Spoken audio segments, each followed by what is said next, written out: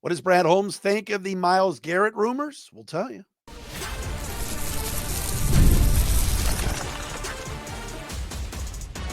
You are Locked On Lions, your daily Detroit Lions podcast. Part of the Locked On Podcast Network, your team every day. Well, let's do this, everybody. It's a Tuesday edition of Locked On Lions right here on the Locked On Podcast Network, your team every day. Matt Derry with you Tuesday, February 25th into Wednesday, February 26th. Thanks for making us your first listen. Thanks for checking us out wherever you get your podcasts. Thank you to many of you that have chimed in, a lot of our everydayers, on our Call of the Day segment. Yes, we've got some Call of the Day submissions I've got to go through for tomorrow at speakpipe.com/Derry podcast page. Today, though, Brad Holmes speaks. We'll get into that. The Lions GM speaking at the Combine in Indianapolis, asked about Myles Garrett, asked about the draft. We'll get into all of that coming up momentarily. Plus, Nick Baumgardner is going to join us from theathletic.com. He is in Indianapolis, loves the draft. Nick covers it as well as anybody. We'll get his thoughts on what's going on at the Combine, workouts, interviews, all of that right here on Locked On Lions today. So thanks again for being with us. Please subscribe and check us out on our Locked On Lions YouTube channel. And if you have Lions fan friends that aren't aware of the podcast, let them know we're here daily, every single day, bringing you a content, guests, opinions, and everything on your Honolulu blue and silver Gladiators. All right, news of the day. We're going to get to what Dan Campbell had to say today, tomorrow. But the bigger story is Brad Holmes, Lions GM, speaking today to the assembled media in Indianapolis. And one thing that Brad Holmes wanted to make clear is that the Detroit Lions are not going to be drafting at 28, at 56, whatever they're drafted in the second round, based upon need. All right. Brad Holmes spoke for about 15, 16 minutes today and stated clear cut, quote, "We're not a needs-based drafting team." So he was asked a question about last year and how he took a bunch of cornerbacks because the Lions needed cornerbacks. And they doubled up on cornerbacks as they grabbed Terrion Arnold in the first round and Ennis Rakestraw in the second round. And Holmes said, quote, "We just get the best football player for us. We don't really get too fixated on positions." But I will say that one last year just kind of lined up perfectly because of what we went through during that previous season where we got so low on secondary depth. And then he said, "We're not a needs-based drafting team." Everybody that has listened to this podcast or watched this podcast knows what we've been talking about on this program since the Lions lost to the Commanders in the playoffs. And that is, this club needs help along the defensive line. What I love about Brad is that he belongs, or he doesn't belong. He believes in the trenches. And he said as much today. You win in the trenches. All right. But most of the time, Brad Holmes is taking the best available player. Did the Lions need Aiden Hutchinson years ago? Yes, they did. They needed everything. They needed a right tackle. There were needs, but also those were guys that fit the Lions, and those were guys that were great players. And Brad Holmes identified him and found him. Right? We knew a few years ago, 2 years ago, why are the Lions drafting a running back and a middle linebacker in the first round together? What are they doing? Don't they have enough running backs? Why do they need they just signed David Montgomery. You're going to go get Jahmyr Gibbs? Linebacker. You already have Alex Anzalone. You got Derek Barnes. You got other. Why are you taking Jack Campbell? Well, it turned out those four guys, especially 2 years ago, Laporta at tight end, Branch at safety, and Gibbs and Campbell at running back and linebacker, respectively, were the best players on their board, and they grabbed them.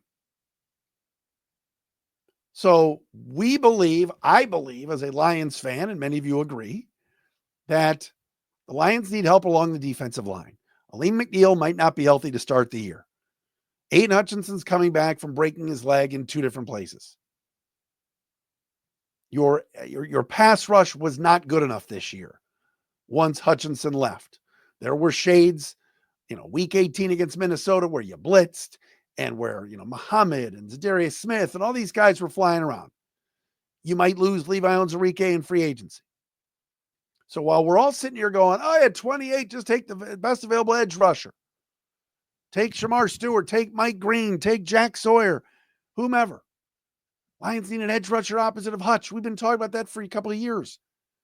But according to Brad Holmes, we're not a needs-based drafting team. So he's going to take who he thinks is the best available player at 28. So if they take a wide receiver at 28, we all go, wide receiver? What are they doing? It's because Brad feels like that's the best player out there for them at that time. If it's another corner, and again, we're going to know more about free agency before the draft, but I'm just telling you, the comment Brad made today about we're not a needs-based drafting team kind of goes along with everything he's saying and has said for 4 years. But this team needs help along the defensive line because you saw what Philadelphia did to Kansas City in the Super Bowl, and you saw what Washington's offensive line did to the Lions in that last playoff game. They dominated the line of scrimmage. They beat them at their own game. So, as far as Myles Garrett goes, let's first talk about Browns general manager Andrew Berry, who again today made the comment, they're not trading Myles Garrett. Quote, our stance really has not changed. We can't imagine a situation where not having Myles as part of the organization is best for the Browns, end quote. Brad Holmes today was talking about the scarcity and value of pass rushers, which he also said when they got Zadarius Smith at the deadline last year. He did add that they're working on an extension and planning an extension for Aiden Hutchinson. When he was asked if they could add another premier pass rusher, given the cost, Holmes said, quote, probably not, end quote. They know they got to pay Aiden Hutchinson. You know he's going to be asking for around $30 million a year. That's what Myles Garrett's going to want too. He's in the last 2 years of his deal with the Browns. He's going to want a new contract. He's arguably the best defensive end or edge rusher in the game. So Brad Holmes squashing any notion that you're going to have two highly paid, highly compensated edge rushers at the same time. Probably not. He didn't say 100%. So you're saying there's a chance. I'm not going to go that far in a Dumb and Dumber quote, but you know what I mean. It doesn't look good. So while we sit here and talk every single day about a Myles Garrett trade, number one, the Browns say they're not trading him. Number two, the Lions say we probably can't afford to. Another high-level edge rusher, probably can't afford to. That at least is according to Brad Holmes. All right, Nick Baumgardner is going to join us next. He heard Brad speak. We'll ask him about that and more right here on a Tuesday edition of Locked On Lions.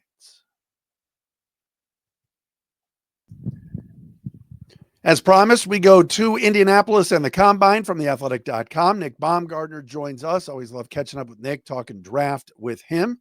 How's Indy, brother? Pretty good. It's actually warm out here, man. We got like a decent day, no coat today. Getting a little sweat going, so we're good. Not bad.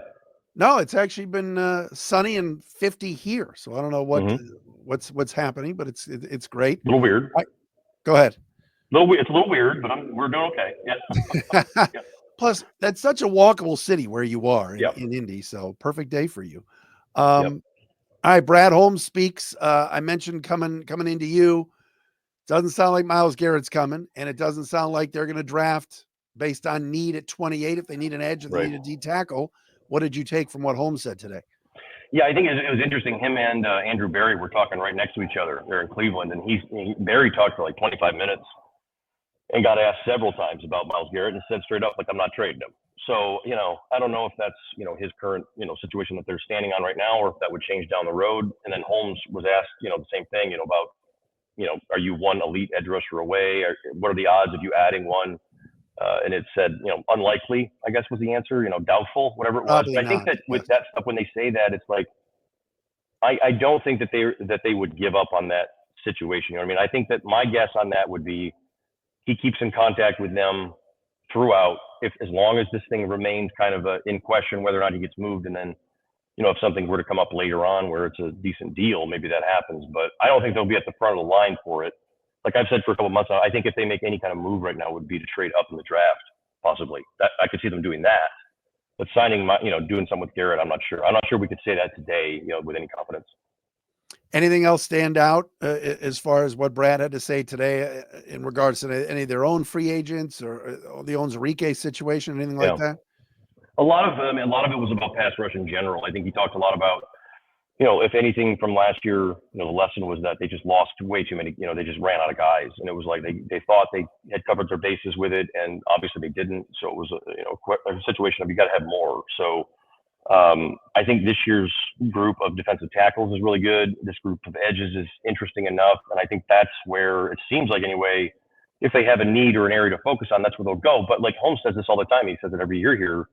They're not a needs-based team when they draft. It's, whatever our favorite guy that comes up at a reasonable position, we're taking him. Like if that's a receiver, if that's a tight end, whatever, the kind of thing like that. I think that there's certain spots that obviously not taking a running back or a quarterback, but like I think that they're still pretty open and flexible with a lot of this stuff, especially at the bottom of the first round there.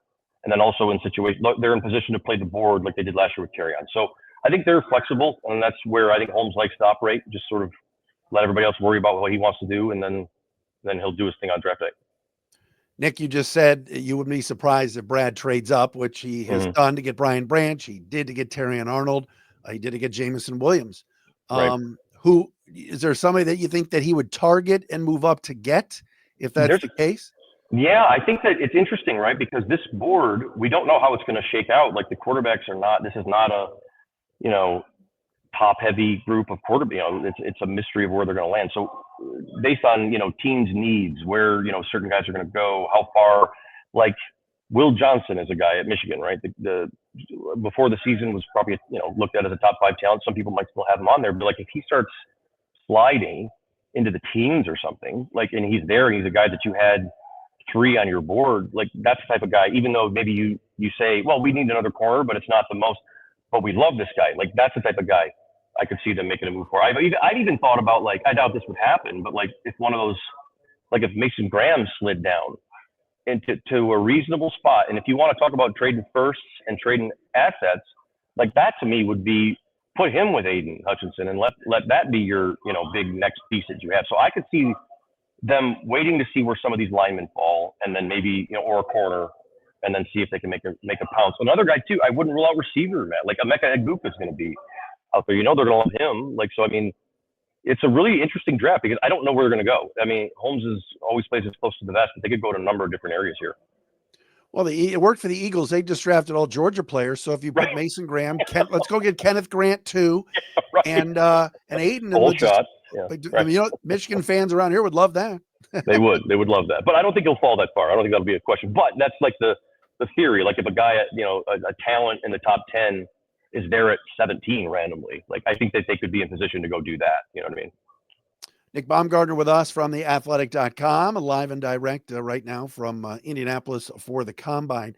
What do you is again with Brad, but he says it all the time. You're right about not getting a need and not filling a need, but gosh, that D line is the biggest need this time around, sitting at 28, which isn't the greatest place to sit, but that means you won a lot of football games, which they did. But don't you agree that, let's say they re-up Carlton Davis, that need, there is the need this time, isn't there? Huge. Yeah. And I think that's where this was the most I think he's ever he kept saying, we're not a needs-based team, but he also was like, we ran out of guys up front last year, period. Like that's what happened. So, somebody asked him, if you feel like you're one edge away kind of thing, trying to hit into the Myles Garrett conversation. And his response was like, I would like 3 of them. I'd like 3 more if we could find them, like we don't ever want to run out of pass rush again. So I think that's, if you had, because you're right, like that would be the one obvious area where it's like you do need help there badly. You needed that before Aiden got hurt. You know what I mean? So I think the defensive line in general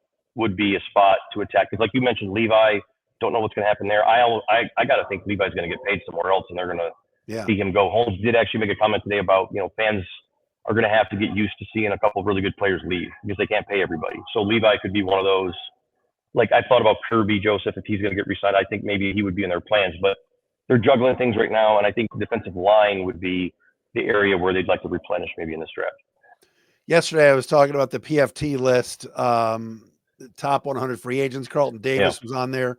I think he was 19, Levi was 31, and Zeitler was 36, which I thought was a little bit too high for too low for Zeitler. I think he's better. For him, Is there one of those 3 that you would go, or maybe one of those? Forget Levi, Davis or Zeitler. Who's a bigger priority in your mind? I think Carlton. I think he was so good when he was healthy. And I know Zeitler was awesome. Like, I mean, I don't want to say that he wasn't, but the revelation there of Christian Mahogany at the end of the year, I think probably changes the math a little bit on that at least, because I mean, I know that we'll see about Graham Glasgow and how much they like with all that too. They could address that in the draft as well, interior offensive line. But I think Mahogany was so good that they could maybe feel comfortable about going forward with him and moving on from Zeitler, who could get nice money somewhere else. But Carlton Davis to me is the guy that I would, and they might have some competition for him. Like, he's a really good man coverage corner, really tough. I could see Aaron Glenn wanting to grab him and bring him with him, to New York too. So, but that's the guy to me that I think he fits them so well. He fits their room really well. Like, all the young guys liked him. Like, he did everything that they needed him to do. And when he got hurt, he was one of the ones that almost like Ali McNeil. When they lost him, it was like, you can't replace him. So to me, I don't know if Terrion Arnold's ready to be that guy yet all the way. And you need some more help there if you lose him. So he would be the guy that I would probably target the best, or the top anyway. Nick, it's interesting. You just brought up the O-line. Let's go there for a second. Yeah. Glasgow had a really bad second half. PFF graded him very low. Mm-hmm. You're right. Best case scenario would be maybe Graham becomes a swing guy, Mahogany moves to left guard, and you re-up Zeitler. If that doesn't happen, could you see a scenario and you look at the board and say there could be an interior offensive lineman for the Lions at 28? Absolutely. And I think that would almost maybe even be my second, like, after edge.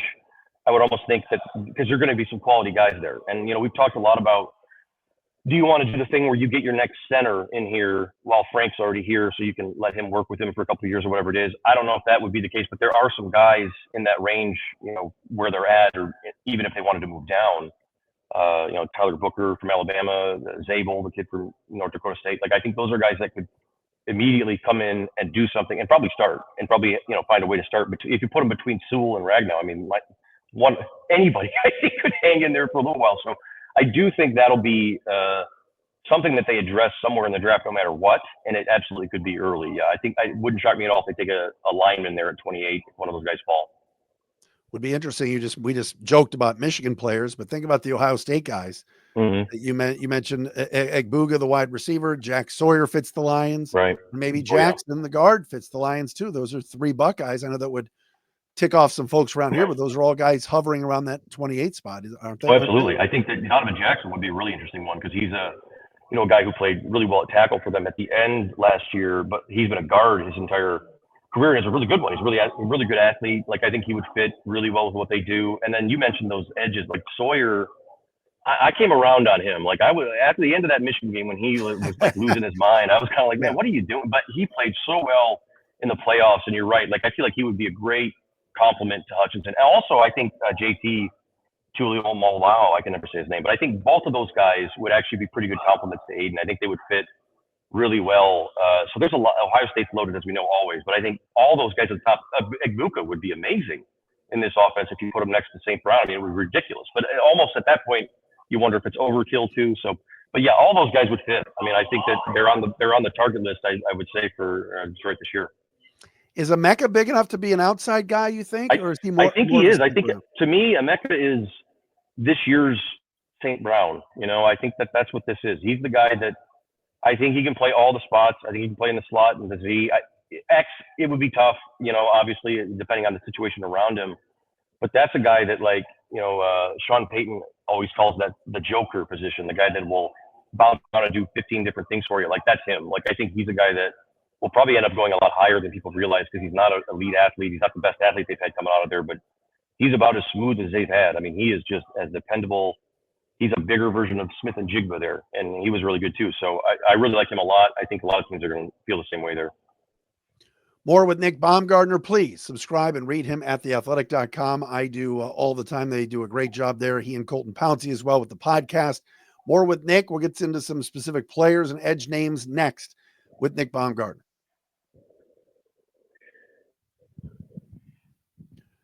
Nick Baumgardner with us from theathletic.com on a Tuesday edition of Locked On Lions. He is in Indianapolis for the Combine. All right, Nick, as far as 28, and if Brad decides to just dupe us and take the edge rusher, yeah, a lot of names have come up. Do you think Mike Green will be there at 28, number one? And number two, what about Shamar Stewart? I'm not sure if Mike Green's going to be there. Mike Green's an interesting one. I think that there's still a lot to be. I think this could be a big week for him. I think teams don't know anything about him, yet, because he was a guy that at Virginia, he did nothing there, he left, and then just blows up at Marshall. So I think there's a really wide range on him. You see teams that have talked about, like, in terms of pure talent, he's a top 12 player probably in terms of pure talent in this class.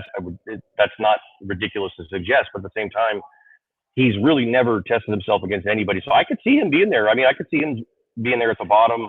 I think he would be a really good, another one of those guys that would be almost exactly what you're looking for opposite Hutchinson. Although I do have times where I wonder, do they prefer Hutchinson to be the guy that's on the weak side rushing, or would they like him to be the guy that's over on the strong side? Because if that's the case, if they want a bigger edge, then Shamar Stewart is maybe the guy that we're talking about there, because he's the guy with the big long. He's got a lot of length. He's young too. He's 6'6", like 280, something like that, 275. So I think he would be a guy that could play more, over a tackle, over a tight end as well, and then let Aiden maybe work just against the tackle if you can make that swing. So there's really a lot of options there. Kind of Donovan Izaraku from Boston College is another one. He's like 6'2" with 34.5-inch arms, really good burst. It's just a really good pass rusher that can win one-on-ones. And so I look at it as like Aiden's going to get a lot of doubles. He's going to get a lot of attention no matter where you try to line him up. If I'm the Lions, I need a guy who just can get off the ball with an explosive first step and just beat a tackle one-on-one, just win one-on-one. So there's a lot of guys in this class, I think, play 4 or 5 spots where you're doing a bunch of stuff, and they maybe not be so good against the run, but they can get down on third down and make a play. I think there's a lot of guys, James Pierce from Tennessee, that could also fall in there. Michael Williams, the kid from Georgia with all the traits, like I don't know where he's going to slide either. He could be one also that they fall in love with. What about interior defensive linemen? Do you see a scenario where, all right, Levi walks, maybe Reeder gets cut for cap, and they're going, all right, we got to replenish that spot rather quickly. I know they're waiting on Broderick Martin. Obviously, Aleem hopefully is healthy, but do you see a scenario where that could take place and then they take a big fella at 28? Yeah, I think that I'm not sure about. I could see that happening at 28 for sure. There's definitely guys that like if a Derek Herman falls, the kid from Oregon who was at Michigan State there. By the way, Michigan State, my God, there's so many guys that they had in there that are now going to get drafted that never from other schools. Yeah, it's ridiculous. But anyway, there's guys like that. If they slide down, I think they would be a possibility. But I do think even if they don't do it at 28, this is the best defensive tackle class we've seen in a good minute, and it's easily the best position of this draft. So.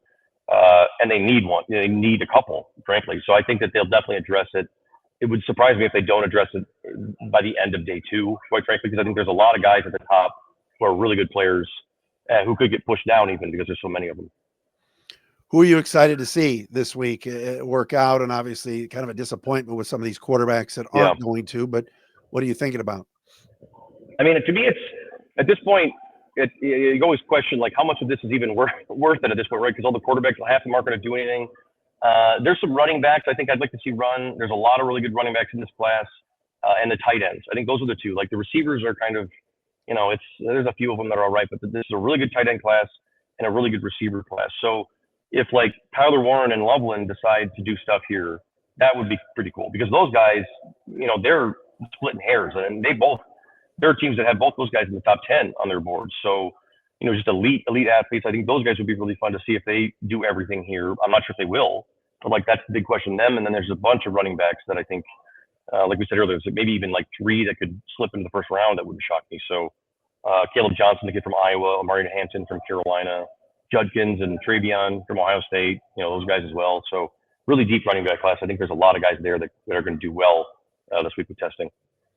You're Tyler Warren, you just stay in Indy. I mean, that to me, that's such a fit for him is the Colts who have no tight ends. Yeah. What about the quarterbacks? What's your take right now on where they are? And do you think Shador's making a mistake by not working out there? Yeah, I think that yes, I think he is. I think he's missing an opportunity. I think I said the same thing at Shrine. He was there and didn't do anything. And I thought that was a massive missed opportunity. The entire league was there, he's not a no doubt player. He's not a bust-proof player. And I know that he's talking like he is, and that's been the message that they're putting out there, but that's just not, you're not going to talk your way into that being real, So to me, it feels like there's some hiding going on, even though there's been a lot, he has thrown the ball a lot. He's made a lot of attempts in the last 3 years, so there's a lot on tape, but he hasn't played anybody. And that's the other part of it too. It's like the best win that he had was TCU.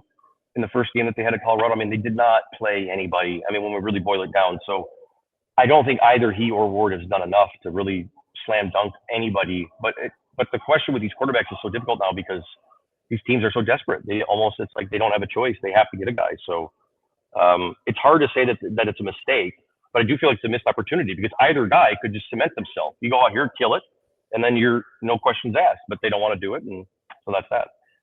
Is Abdul Carter the best player that you think is in this draft? I think so. I think it's him or Hunter. But Carter to me is the guy that when the year went on, he just got better and better. And it was almost every time he got into a stance, he got better. And his playoff run, late in the season, how good he was, some of those games, he was just completely dominant. So I feel like given that he's so young, this was his first year as a full-time edge. He was on that Parsons track. He's built like Micah. They like him there at Penn State a lot. Nobody really has anything bad to say about him. I think if I'm Tennessee, he's the guy that I would have a hard time saying no to. Hunter's tough because he's just, there's so much special about him, but Carter is kind of freaky a little bit there, yeah. Final thing, look, we know Jared Goff had a bad last game, and so that gets the Goff haters all revved up. The Lions have their quarterback, and it's nice. And now you look at what the Rams are having to do with Stafford, and and all these teams are maybe trying to make phone calls and see about that. It does prioritize just how important it is to have that guy, doesn't it? And that Detroit fans probably need to take a step back and breathe because all of these guys are out there, and I don't know how big of a difference if Aaron Rodgers goes to the Raiders or Kirk Cousins goes to Cleveland, how big of a difference they really would make, right? Oh my God! Like how many teams right now, if you took a poll of the league, would just swap positions with them and say, we'll take off like immediately without even thinking. I mean, it's endless. So I think any criticism of that at the end is, I mean, it's fair to say like, yeah, they didn't get the job done, and he didn't play his best when they needed him to, and that's not good enough for a guy that's making that kind of money, and he's not going to have that many more chances, right? So those are all fair things to say, but to get mad and be like, they need to upgrade, it's like, no, that's not. They have the guy that fits them perfectly for everything they do, and that's the thing I think Campbell talked a little bit today about adding John Morton, and why they decided to do that, and part of it was he was here when they built the offense. He was with Ben when they put it together.